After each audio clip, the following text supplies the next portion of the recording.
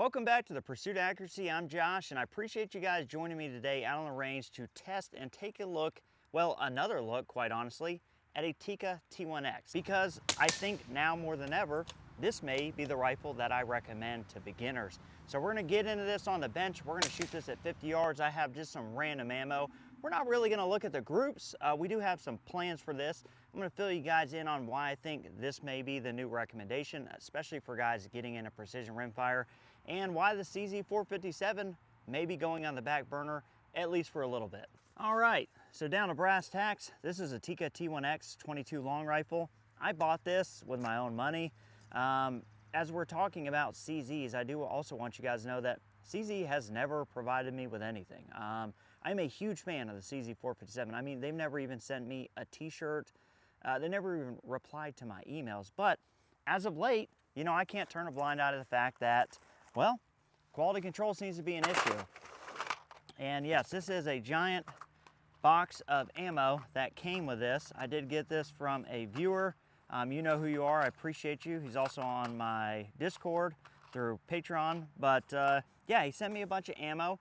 So we're gonna shoot this. We're not gonna do a ton of groups. We're gonna shoot some groups because I wanna talk about the Tikka T1X overall as a rimfire. You can see there's already some holes in the target, that's fine. It's windy, so, you know, are these groups gonna be indicative of the best of a Tikka T1X? Absolutely not. But you know, they're gonna be something. I kind of did shoot this before just to function check it and just see what we got. This is gonna be cold bore. This is an Arkin EP5 Gen 2 7-35 up on here. We're gonna shoot at target number 14. Just kind of see where we're at. Do have the rugged Oculus on here right now.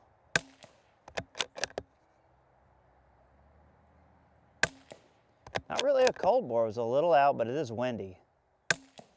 And likely it's gonna get very windy as we shoot today, so keep that in mind. Okay, not bad. Let's go to the top. Let's shoot at the number 4 and 14. Okay, that was pretty much exactly it. And this did come with a jar trigger. This is not the factory trigger, but this is how I bought it. Okay, so yeah, we're gonna blast through some groups here because I wanna shoot some targets and I wanna talk more about how this feels. What else does he have here? We got some woof. Let's switch it up. Let's go with pistol match. For those of you rimfire guys who are in the know, I am switching lube types. I'm not fouling it in between.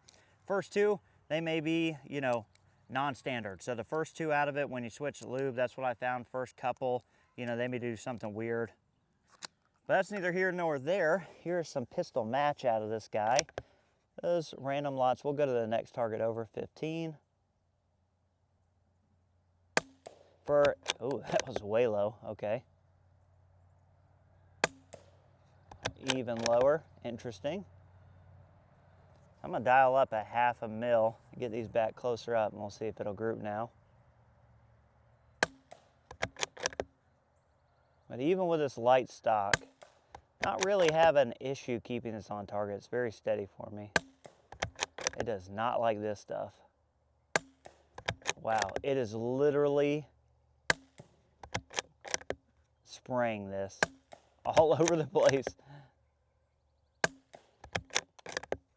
All right, I'm literally just dumping these now. Okay, so yeah, pistol match, terrible out of this. That's a no-go. Okay, we have another lot of Ely match here. I'm gonna wait to try that because we do have some Lapua Center X, which usually yields pretty good results. And now that we already have some Lapua-based lubrication in the form of SK, we're gonna go and send 10 of these. Hopefully it's gonna do a lot better because quite honestly, that pistol match that's probably the worst rimfire group I've shot, maybe ever, just being honest. Not a dig against this. There are gonna be ammos that, you know, don't get along with guns. And you guys are gonna see everything. I've literally never shot this ammo before. All right, so we're gonna drop down. Let's go to 16. This may be a little high because it did come up 1/2 mil on elevation. Okay, yeah, hair high.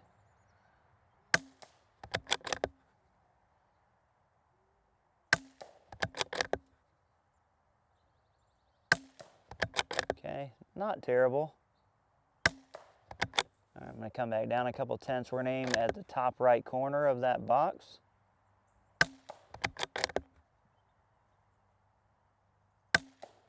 Guys, this is a production gun, so a lot of times with production rimfires, what you're going to find is that they're a little bit more ammo picky. So now we're getting somewhere.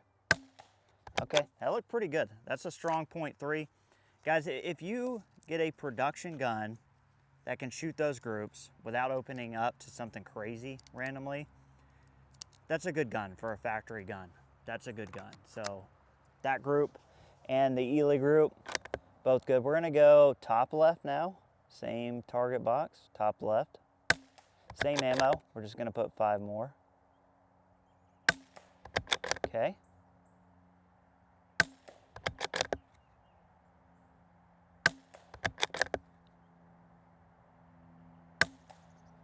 That one dropped a little low. We're gonna try one more ammo. Let's go back to this Ely match.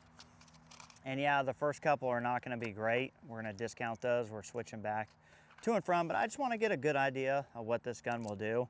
I can see obviously this gun will shoot .3s or better. Just gotta find the right ammo. So we're gonna shoot this last couple of groups, and then we're gonna go to some reactive targets and talk about this Tikka, how it feels, kind of the ecosystem a little bit in comparison to CZ, and then we're gonna talk about some things that I have coming up for this because I do have a pre-fit barrel kind of ready to go for this. All right, so we're gonna go over to the next target, 17. We're gonna shoot it at dead center. We're gonna dismiss these first couple though. But I want you guys to see what I'm seeing here. So no secrets, we're not cherry picking nothing. I've literally never shot this ammo before. That was not good. Okay. Okay, all right, let's go top right. Give it a fair shot at this. 5 more. And we are shooting through, oh, had a little bit of a short stroke deal. That was kind of on me. And we are shooting this with the rugged Oculus, so unsuppressed could do considerably better as well. We might test that, depending on how this group does.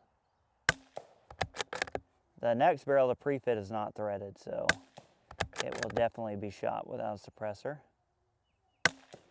There we go, that's pretty good. Let's shoot 5 more. Pretty consistent with Ely lube in the barrel now.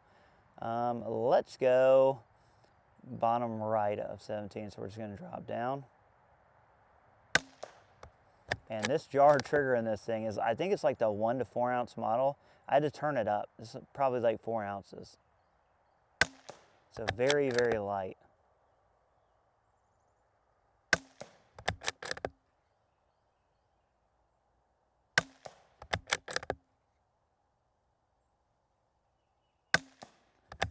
Pretty good. Like I said, we are not cherry picking ammo. Could I go through all the ammo I have and find something that shoots 2s and 3s like repeatedly? Yes, of course. But this is a good showing of a production rifle and why it's easy to recommend this. Again, I would recommend the CZ over this, you know, if this was 6 months, a year ago. But now I've seen things like guys with their bolt handles breaking off, plastic recoil lugs, things going on. And the biggest thing is if you're looking at a rifle, especially if you're coming from something inexpensive and you're looking to step up and you're gonna spend that $500 to $800, I don't think it's gonna be a good experience if you spend $800 and your bolt handle breaks. And that's the biggest thing is if you spend money and you get into something new and you have a bad experience, you are probably not going to stick around. And why I have this channel is to help you guys you know, get to experience things and give you guys a realistic look at things. But I want you guys to shoot. I want people to shoot 22s because they're so much fun, they're so approachable, and you can build a lot of really good fundamental skills. But you're not going to do that if you have a terrible first experience. So I'm kind of leaning towards the Tikka T1X as what I would recommend right now. Let's shoot out at the KYL 50 yards. We're going to use this or this ammo, it doesn't really matter. We'll use one of these. And then I'll get my daughter on this so you can see how easy it is to shoot. She's obviously a very small child, but it's super easy. That's part of the reason why I have the suppressor on here. It's more pleasant for her, but let's swap the cameras and let's get to it. All right, so I'm gonna load up this ammo. It's a perfect time to talk about the Tikka ecosystem, if you will, right? So there are some compatible things, some stocks, things like that, where you can, you know, use the Tikka footprint. But is the Tikka footprint the most popular? No, I'm not going to tell you that. It's probably, you know, as far as chassis go, it's probably like one of the last footprints they're going to make. But there are options out there, so you're not digging yourself in a hole. But the CZ, you know, obviously doesn't interchange with anything, but they sell so many that the aftermarket selection is enormous. It is going to dwarf the Tikka in that regard all day, every day. So that's why I was kind of split. You know, if you're looking at building something really crazy, the CZ still may be where you want to start at, what you want to do. But, you know, if you're just going to buy a gun, a precision rimfire, and you don't want to spend the world on it, and you do want to have some options down the road, obviously you can get a trigger, stock, those kind of things, then yeah, I would probably say that right now, the Tikka T1X is where I would point people, because again, I want them to have the best first experience that they can. And I found Tikka rifles just to be accurate. You know, they're synonymous with accuracy, just like the CZ is. So let me shoot this. Let me make sure we're dialed in, and then I'm gonna get my daughter on this. Actually, I'm gonna shoot one, the third target right above it. I'm gonna aim a 1/2 mil high. Third target, right where it meets the plate. Okay. Just a hair off. All right, let's run this.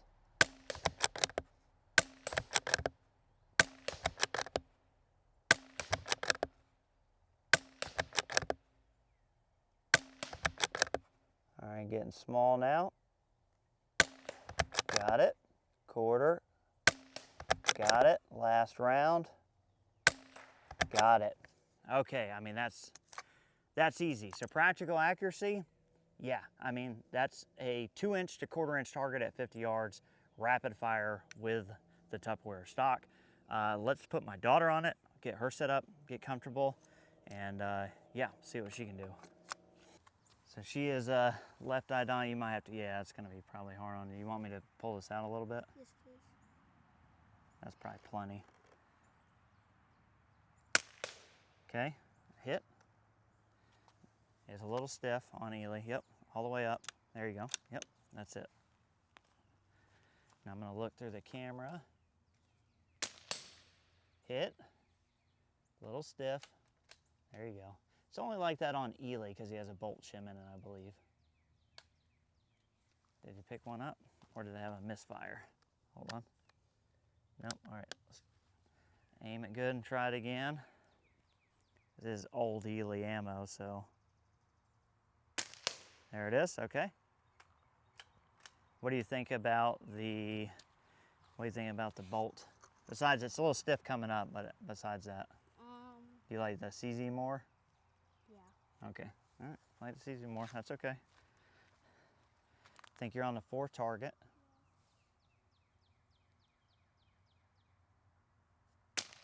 Hit. Good center hit.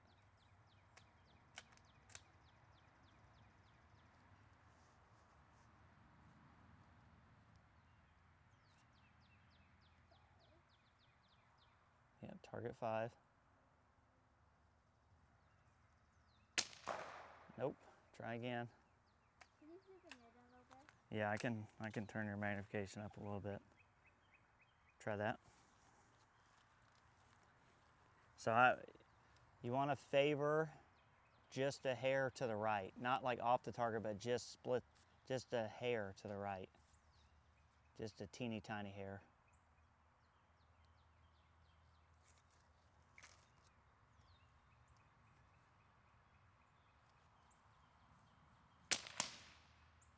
Okay. Skip the target, but I'll take it. Just keep going. There you go. Same thing for the quarter. Just aim on the right edge of it. Okay, one more. Last one. A little bit more right. Or no, just aim right edge again. I think you're hitting left. Well, that makes it easier. There's an impact right above the 7th target. I'm aiming right at it. No, it's pretty much dead on right now. Okay. No. All right, so there you have it, the Tikka T1X, my new beginner recommendation. Did we find the absolute best ammo for this today? No, that wasn't the intent of the video. I wanted to show you guys this rifle. Again, we have a pre-fit that we're about to put on this, a 26-inch pre-fit. So we're gonna test that out. That's coming from Wind Gun Works. We're gonna see how that does. Probably gonna look at a stock for this, just because honestly, I just don't love this stock. Now, if I wasn't like a PRS NRL 22 shooter, would this be acceptable? Yeah, this is gonna work for you. As you guys can see, I've adapted an Arca rail onto it. You can do things with this rifle and make it yours and be totally fine. But I think functionally, it's a high quality rimfire. It's capable of very good accuracy. As you can see, practical accuracy. We just tried a couple different ammos. With any precision rimfire, you have to test ammo. There's just no way around it. There's no rimfire that I have ever seen that is just going to shoot absolutely every ammo that you put through it. It just doesn't happen. And I'm talking all the way up to ultra custom guns. They will do better with certain ammos than others. It is just the nature of rimfire. I hope that this video helped you. If you're looking to pick up a rifle in 2026, I would take a hard look at this and the CZ457. I would take a look around on the forums for the CZ457. Again, they have changed some things, I think not for the better, but is it still an amazing rifle for the money? Yes, a huge ecosystem. But for somebody who's gonna buy a rifle, basically leave it stock, want something fun, precise, reliable, the Tikka T1X is probably where it's at in 2026 unless something happens. And if it does, you'll see it here. I appreciate you guys watching. Catch you on the next one.